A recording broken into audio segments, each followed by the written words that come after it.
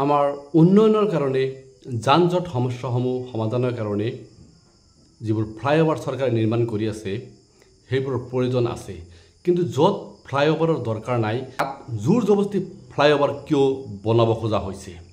কাৰ স্বাৰ্থত গছ কাটি প্ৰকৃতিক ধ্বংস কৰি ফ্লাইঅভাৰ যে ঠিকা লাভ কৰিছে সেই ঠিকা লাভ কৰা প্ৰতিষ্ঠানসমূহক সন্তুষ্ট কৰাৰ কাৰণে, তেওঁলোকৰ বেংক বেলেঞ্চ বৃদ্ধি কৰাৰ কাৰণে বা মোটা অংকৰ কমিশনৰ স্বাৰ্থত এইবোৰ কাম কৰি থকা হৈছে নেকি? প্ৰতিবাদকাৰী শিক্ষাৰ্থীৰ মাজত প্ৰতিবাদৰ সৃষ্টি হৈছে।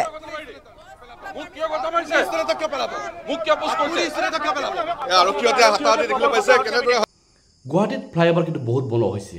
এনেকুৱা হৈছে মালিগাঁৱত ফ্লাইঅভাৰ বনোৱা 1-2 বছৰ হোৱা নাই, তাত কিন্তু ইতিমধ্যে ফাট মেৰা আৰম্ভ কৰিছে।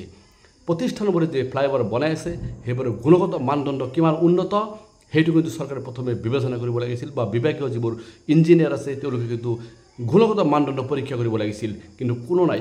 কেৱল বিল দিয়াৰ নামত কমিশনৰ স্বাৰ্থত সেই যেন এইবোৰ কাম হৈ আছে বুলি আমাৰ অনুভৱ হয়। কাৰণ গুৱাহাটীত ফ্লাইঅভাৰ বহুত বনোৱাৰ পিছতো যান-জঁট সমস্যা কমিছে নেকি? কমা কিন্তু নাই। তাৰ পিছতো দীঘলী পুখুৰীৰ পাৰত চৰকাৰে যিটো প্লেন প্ৰস্তুত কৰিছে ফ্লাইঅভাৰ নিৰ্মাণ কৰাৰ কাৰণে, আৰু সেই ফ্লাইঅভাৰ নিৰ্মাণ কৰাৰ বিৰুদ্ধে কিন্তু ৰাইজে ইতিমধ্যে প্ৰতিবাদ সাব্যস্ত কৰিছে।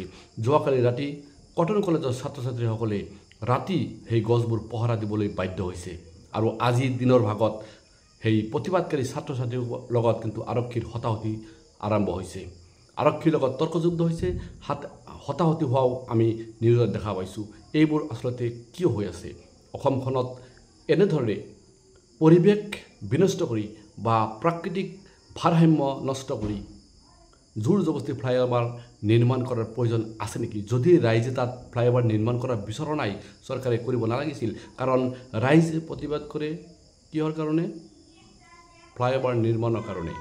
কিন্তু গুৱাহাটীৰ যিটো দীঘলী পুখুৰী তাত ৰাইজে প্ৰতিবাদ কৰিছে ফ্লাইঅভাৰ বন্ধৰ কাৰণে।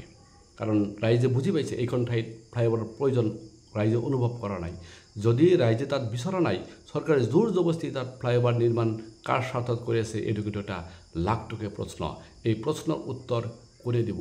হিমন্ত বিশ্ব শৰ্মা ডাঙৰীয়াক আহ্বান জনাইছোঁ, আপুনি অন্ততঃ যিহেতু ৰাইজে প্ৰতিবাদ সাব্যস্ত কৰিছে, ছাত্ৰ ছাত্ৰীসকলে প্ৰতিবাদ সাব্যস্ত কৰিছে, গতিকে তাত ফ্লাইঅভাৰ নবনালে কিবা অসুবিধা হ'ব নেকি? মুখ্যমন্ত্ৰীয়ে এই ক্ষেত্ৰত সুদৃষ্টি দিব বুলি আশা ৰাখিছোঁ। মোৰ এই ভিডিঅ'টোৰ জৰিয়তে আপোনালোকে মোৰ এই ভিডিঅ'টো অলপ বেছি শ্বেয়াৰ কৰক, যাতে বিভাগীয় কৰ্তৃপক্ষ বা আমাৰ সন্মানীয় মুখ্যমন্ত্ৰী ডক্টৰ হিমন্ত বিশ্ব শৰ্মা ডাঙৰীয়াৰ দৃষ্টিগোচৰ হয়। তাৰ কাৰণে আপোনালোকৰ এটা শ্বেয়াৰে কিন্তু বহুত উপকাৰ হ'ব পাৰে। ইতিমধ্যে ছ'চিয়েল মিডিয়া কিন্তু ভৰি পৰিছে। ছ'চিয়েল মিডিয়া তীব্ৰভাৱে প্ৰতিবাদ কৰিছে। বহুত অসমৰ জ্ঞানী গুণী শ্ৰেষ্ঠ জুবিন গাৰ্গকে ধৰি অংগৰাগ পাপন মহন্ত, দীপলীনা ডেকা, অসমৰ বিভিন্ন ক্ষেত্ৰত বৰঙণি আগবঢ়োৱা অসমৰ বিভিন্ন ক্ষেত্ৰত উদ্গনি যোগোৱা ব্যক্তিয়ে কিন্তু এই ফ্লাইঅভাৰ নিৰ্মাণৰ বিৰোধিতা কৰিছে। অন্যান্য ঠাইতো বিৰোধিতা কৰা নাছিল। গতিকে এইখন দীঘলী পুখুৰীত এইখন ঠাইত কিয় বিৰোধিতা কৰি আছে তাৰ প্ৰতি কিন্তু চৰকাৰে গুৰুত্ব দিয়াটো প্ৰয়োজন। আজি অসম পুলিচৰ লগত আৰু অসম পুলিচ আৰু প্ৰতিবাদকাৰীৰ মাজত যিটো এটা যুদ্ধংদেহী মনোভাৱ দেখিলোঁ, সঁচাকৈ বেয়া লাগিল। কাৰণ ৰাইজে প্ৰতিবাদ কৰিছে, তাত প্ৰশাসনে হস্তক্ষেপ কৰি আছে। তাৰপিছত কিন্তু ছাত্ৰ ছাত্ৰীসকলে প্ৰতিবাদ এনেকুৱা এটা পৰ্যায় পাইছেগৈ, ৰাজপথত বহি তেওঁলোকে প্ৰতিবাদ কৰিছে।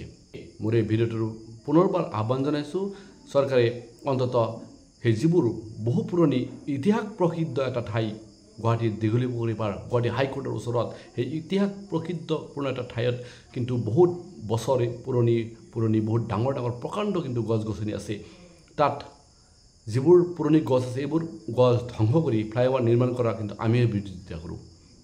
প্ৰকৃতিক নষ্ট কৰি এটা ঐতিহ্যপূৰ্ণ ঠাইক এনেকৈ ধ্বংস কৰিবলৈ দিয়াটো কোনো নিবিচাৰে। গতিকে তাত ফ্লাইঅভাৰ নিৰ্মাণ নকৰিলে চৰকাৰৰ বৃহৎ লোকচান হ'ব, তেনেকৈ কোনো কথা নহয়। ৰাইজে প্ৰতিবাদ কৰিছে বন্ধ কৰিব লাগে বুলি। গতিকে চৰকাৰে ৰাইজৰ যিটো আহ্বান, সেই ৰাইজৰ আহ্বানত কিন্তু চৰকাৰে গুৰুত্ব প্ৰদান কৰিব লাগে।